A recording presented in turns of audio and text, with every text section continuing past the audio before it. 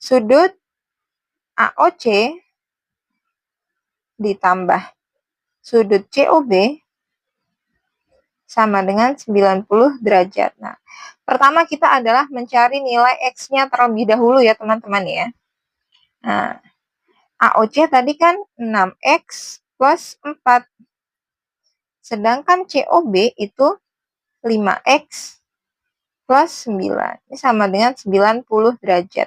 Kak, kenapa 90 derajat ya? Karena tadi ini sudutnya siku-siku. AOB itu siku-siku. Nah, AOB itu dibagi dua, AOC dan COB gitu ya. Hai guys, Selamat datang di ruang angka. ya, ingat matematika, ingat Ruang angka mah. ya. Selamat menonton videonya. Hai guys, assalamualaikum semua. Masih di ruang sana.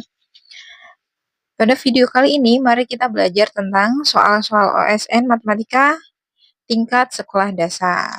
Nah, bagi teman-teman yang akan ikut OSN Matematika SD, bisa pelajari atau latihan soal-soal di ruang sana ya.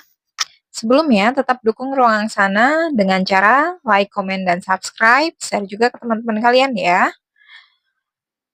Ayo, sudah siap belajar semuanya?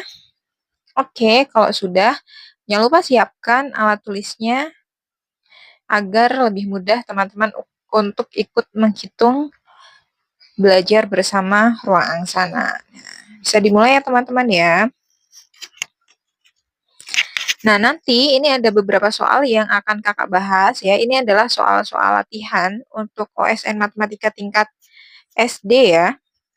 Nah, teman-teman boleh share ke teman yang lainnya yang membutuhkan, oke? Langsung saja kalau gitu ke soal yang pertama. Nah, soal yang pertama ini adalah ada gambar di sini ya teman-teman ya. Maaf, ini O ya, bukan Q. Nah, ada gambar segitiga seperti ini, bukan segitiga sebenarnya. Nah, ini perhatikan gambar di bawah ini. Nah, yang ditanya adalah besar sudut AOC, sedangkan sudut ini, nah ini sebenarnya kan AOB ini membentuk sudut siku-siku. Nah, yang sudut siku-siku itu kita tahu ya, sudut siku-siku itu adalah besarnya 90 derajat. Jadi, kita ingat kembali ada sudut siku-siku itu besarnya 90 derajat, kemudian ada lancip. Lancip itu kurang dari 90 derajat, kemudian ada tumpul. Itu lebih dari 90 derajat. Nah, kalau yang siku-siku ini yang bentuknya kayak L gitu ya. Nah, itu siku-siku. Nah, di sini kita diminta mencari besar sudut AOC. AOC itu yang mana? AOC, berarti yang sebelah sini ya. Jika diketahui sudut AOC itu 6X plus 4 dan COB itu 5X plus 9. Nah, kita tahu tadi siku-siku itu adalah 90 derajat. Jadi kita bisa menghitung seperti ini caranya. Berarti sudut AOC ditambah sudut COB sama dengan 90 derajat. Nah, pertama kita adalah mencari nilai X-nya terlebih dahulu ya teman-teman ya. Nah, AOC tadi kan 6X plus 4. Sedangkan COB itu 5X plus 9. Ini sama dengan 90 derajat. Kak, kenapa 90 derajat ya? Karena tadi ini sudutnya siku-siku. AOB itu siku-siku. Nah, AOB itu dibagi dua, AOC dan COB gitu ya. Nah, yang satu suku kita jumlahkan 6X dengan 5X menjadi 11X ditambah 4 tambah 9 berapa?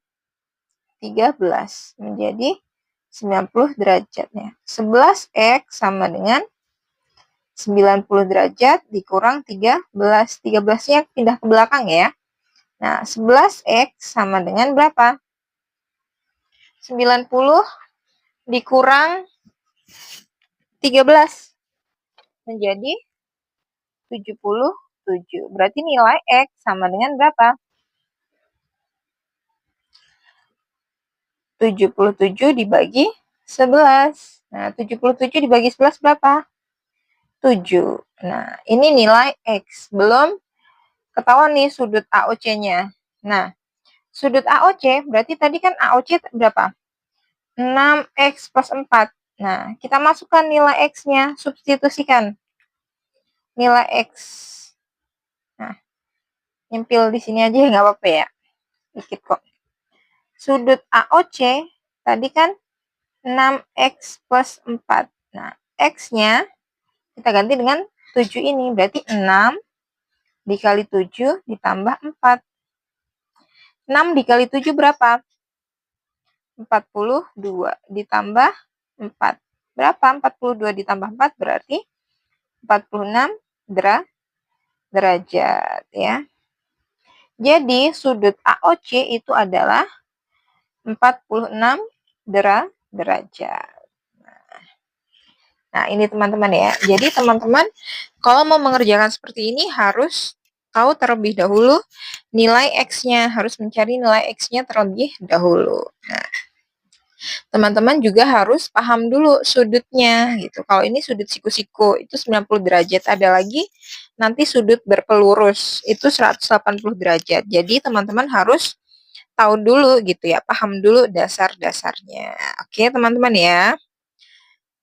Kalau nanti ada pertanyaan boleh ditulis di kolom komentar. Lanjut lagi. Sekarang nomor 2. Untuk nomor 2 soalnya seperti ini.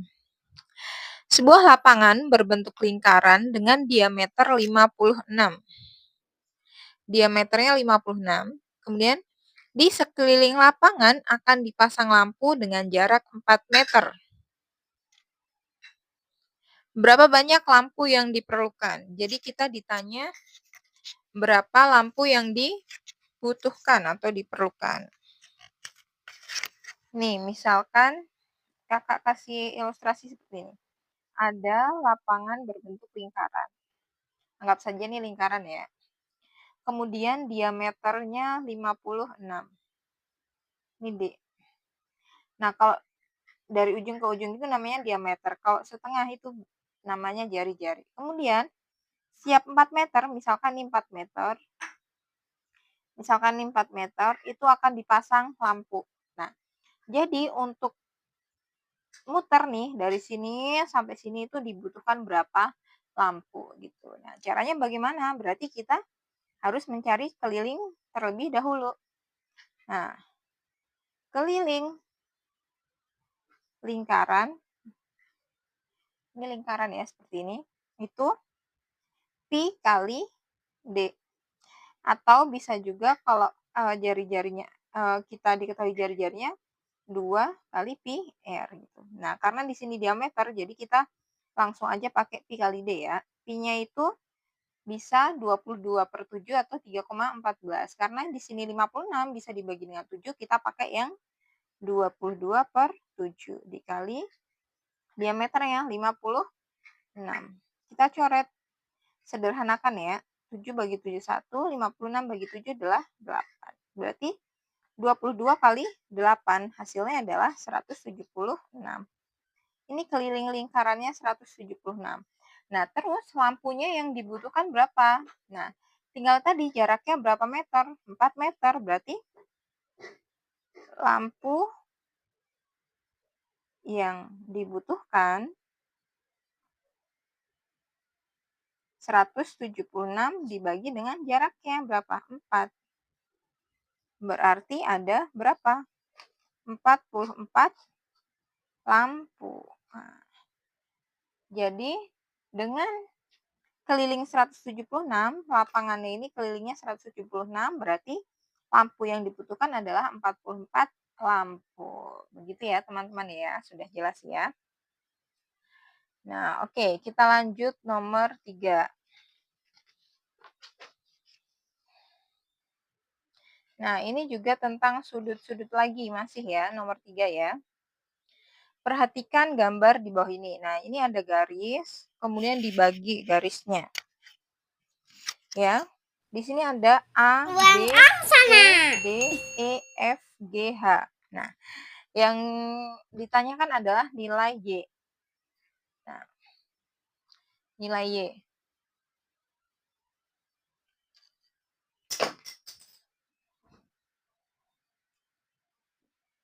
Bagaimana cara mencari nilai Y?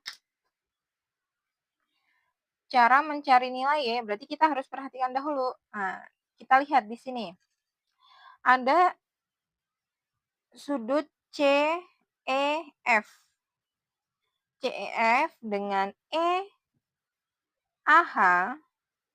CEF berarti ini dengan EAH. Berarti sini itu adalah sudut sehadap ya. Nah, kita tulis aja.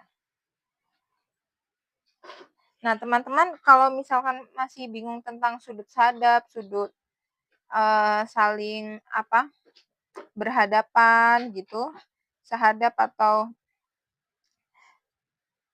bertolak belakang gitu ya. Nah, di video kakak juga ada ya. Nanti kakak bisa cantumin linknya di deskripsi ya. Ini kakak langsung aja untuk menjawab soalnya. Berarti sudut CEF dan sudut EAH ini adalah mereka adalah sudut sehadap.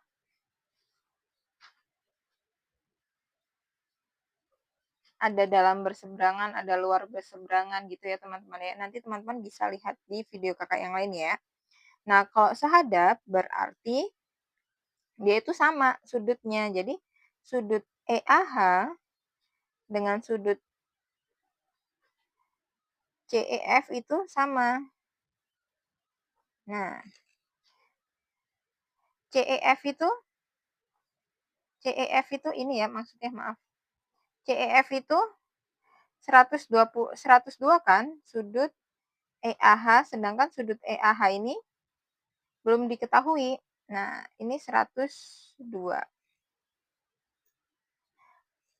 Tadi kan kalau siku-siku 90 derajat. Nah, ini EAH ditambah BAE, EAH kan yang ini nih, ditambah BAE yang ini, yang ada 3 Y-nya, itu kan saling berpelurus. Nah, kalau saling berpelurus berarti dia 180 derajat. Berarti kita bisa tulis seperti ini.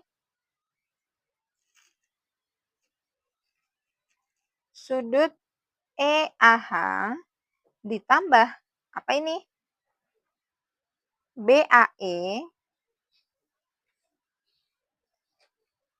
sama dengan 180 derajat. Ini karena saling berpelurus ya.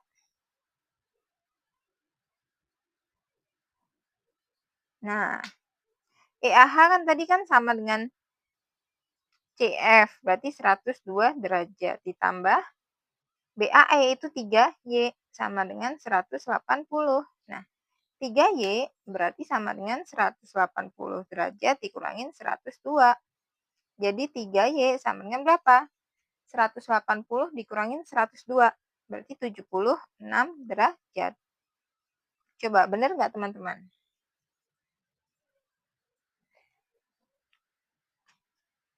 Benar ya? 78, maaf kok 76. 78 derajat. Nah, Y-nya berarti 78 dibagi 3.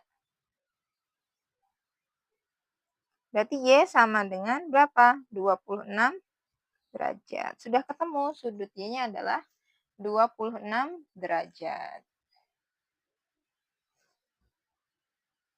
Kita lanjut nomor 4 ya. Nah, nomor 4 di sini soalnya seperti ini. Jika 1/3 pangkat negatif A sama dengan 27, maka nilai dari A adalah, nah ini mudah teman-teman ya. Jadi,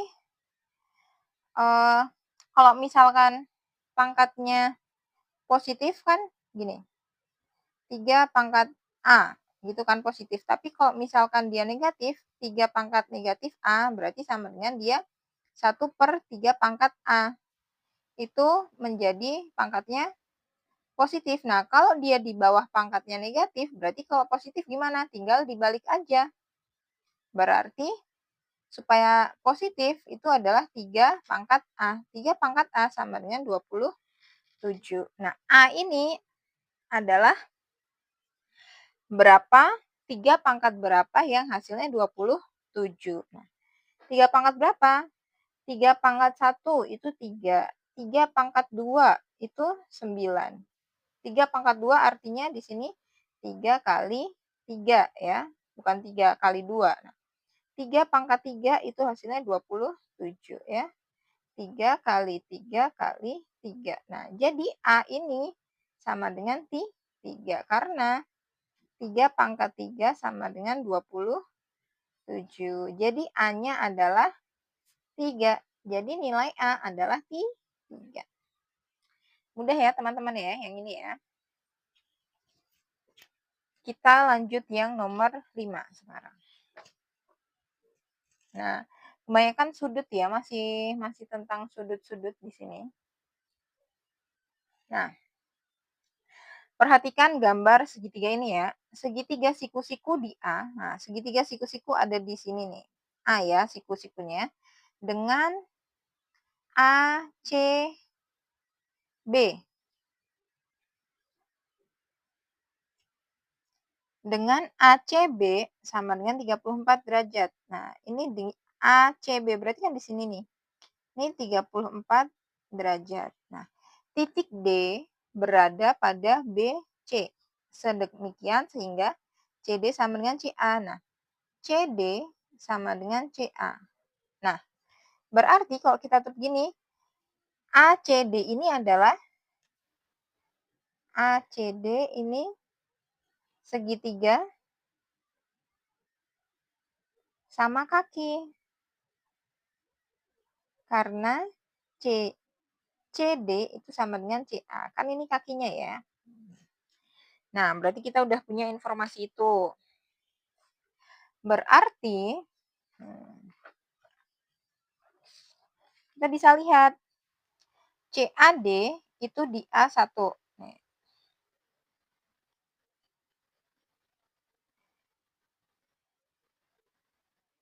Berarti kalau segitiga sama kaki, itu sudut A di sini, sudut D sama sudut C itu kalau dijumlah adalah 180 derajat.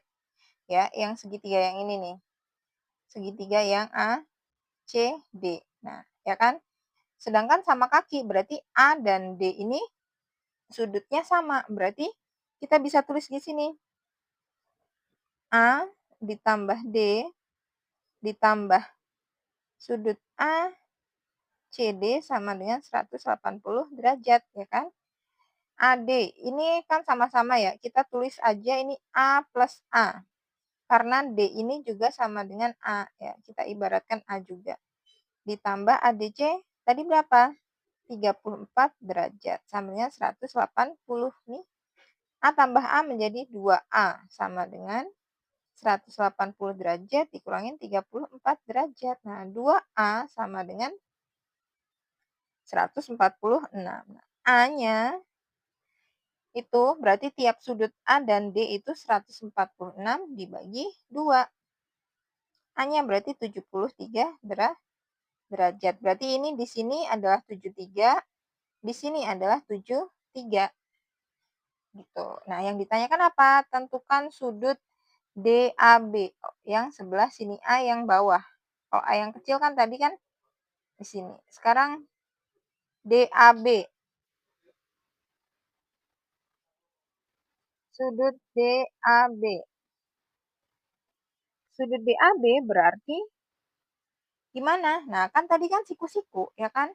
Berarti kalau sini ditambah sini, berarti hasilnya adalah 90 derajat. Berarti 90 derajat dikurangin dengan yang A sini tadi berapa? 73 derajat. Hasilnya adalah berapa? 90 dikurangin 73, 17 derajat. Berarti ketemu sudut DAB adalah 17 derajat. Nah, yang ini ya, yang A yang bawah ini. Oke. Nah, lanjut nomor 6 sekarang. Nomor 6 di sini ada diagram batang. Nah, maaf ya, diagram batangnya ini belok-belok. Di sini kita mencari apa nih yang ditanyakan? Nilai 50 siswa disajikan pada diagram batang berikut. Ada 50 siswa ya, ingat 50 siswa. Kemudian ada diagram batangnya nih, ya kan? Soalnya adalah seperti ini. Seorang siswa disebut pintar apabila nilai yang diperoleh lebih dari nilai rata-rata ditambah 1,5. Berapakah siswa yang tergolong pintar? Jadi kita di sini ada 50 siswa, ya kan? Ada 50 siswa, kemudian siswa yang disebut pintar adalah yang nilainya itu nilai rata-rata ditambah 1,5. Misalkan dari 50 siswa ini rata-ratanya 70 misalkan. Berarti yang dianggap pintar itu 70 ditambah 1,5. Berarti 8,5 yang dianggap pintar gitu ya. Nah, tapi ini kan kita harus mencari rata-ratanya terlebih dahulu. Bagaimana mencari rata-ratanya? Karena ini nggak cukup ya, kakak geser.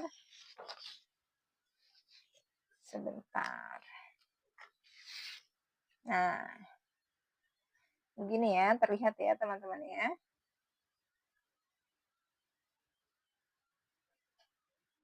Nah, jadi kalian perhatikan, teman-teman perhatikan di sini. Ini adalah nilai dan yang sini adalah banyaknya siswa. Jadi yang dapat nilai 4 itu ada berapa? Ada 4. Kemudian yang mendapat nilai 5 ada berapa nih?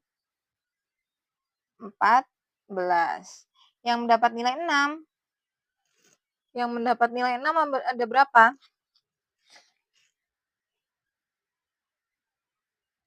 Ada 5. Kita tulis saja ya. Ini 4. Tadi 14, kemudian 5. Yang mendapat nilai 7 ada. Nih, kita urutin. 9. Yang mendapat nilai 8 ada. Kita urutin mana nih? 4. Yang mendapat nilai 9, mendapat nilai 8 tadi ya. Dapat nilai 9 ada.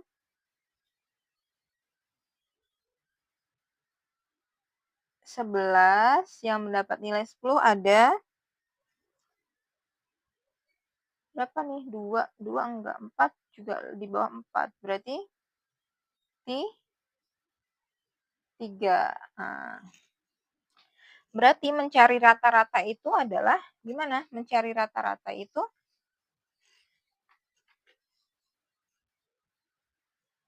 rata-rata atau X bar gitu ya. Itu adalah sigma X per N. Nah, sigma X ini adalah banyak datanya. Nah, banyak datanya apa maksudnya? Jadi yang dapat nilai 4, ada berapa? Ada 4. Berarti 4 dikali 4. Ditambah yang dapat nilai 5. 5 ada 14. Berarti dikali 14. Ditambah yang dapat nilai 6. Ada berapa? 5. Yang dapat nilai 7. Ada 9. Dikalikan ya, sampai mendapat nilai 10. Ditambah dapat nilai 9 tuh. 11 dapat nilai 10 itu 3. Per N. N-nya ini adalah jumlah siswanya ya. Jumlah siswanya tadi berapa? 50. Kita kalikan. 4 kali 4, 16. Ditambah 5 kali 14, 70. Tambah 6 kali 5, 30. 7 kali 9, 63. Ditambah 8 kali 4, 32. Ditambah 9 kali 11, 99. Tambah 10 kali 3, 30. Per 50. Kalian teman-teman coba hitung juga ya, berapa ini hasilnya. 340 per 50. Nah, jadi benar nggak ini kakak ngitungnya ini dari 16 sampai 30 ini 340 ya.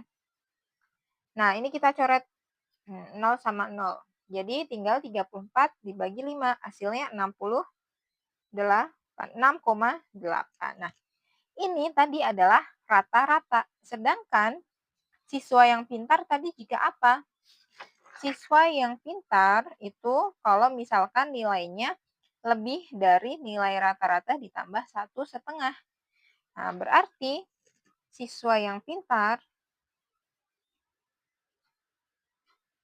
itu kalau nilai rata-rata 6,8 ditambah 1,5. 1,5 kan 1,5. Berarti 8,3. Nah, ini dikatakan pintar, ya kan? Yang ditanya apa? Berapa banyak siswa yang tergolong pintar? Nah, berarti berapa banyak yang tergolong pintar? Berarti yang lebih dari 8,3. Yang lebih dari 8,3 berarti 9 dan 10. Nah, berapa jumlah siswa yang mendapat nilai 9 adalah 11, yang mendapat nilai 10 adalah 3. Berarti banyak siswa pintar, siswa yang pintar 11 ditambah 3, yaitu 14 siswa. Jadi, dari 50 siswa itu yang dikatakan pintar, itu yang bisa dikatakan pintar adalah 14 siswa ya.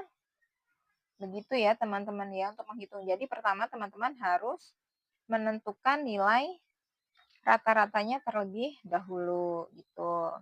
Nah, kalau udah ketemu nilai rata-ratanya, ini nilai rata-ratanya tadi ya 8,3 6,8, terus dikatakan pintar jika nilainya di atas rata-rata ditambah 1,5 yaitu 8,3. Yang di atas 8,3 berarti yang dapat nilai 9 dan dapat nilai 10 yaitu 11 anak ditambah 3 anak. Nah, nih, yang dapat nilai 9 dan 10 itu 11 anak dan 3 anak. Jadi, yang banyak siswa yang tergolong pintar ada 14 anak. Nah, pembahasan soal-soal OSN Matematika SD sampai sini dulu ya teman-teman. Jika ada pertanyaan, nanti boleh ditulis di kolom komentar ya, atau boleh WhatsApp juga. Ada di link di bio Ruang Angsana. Semoga videonya bermanfaat teman-teman. Tetap semangat belajar, jangan lupa berdoa. Bye-bye. Assalamualaikum Jangan semua. lupa like,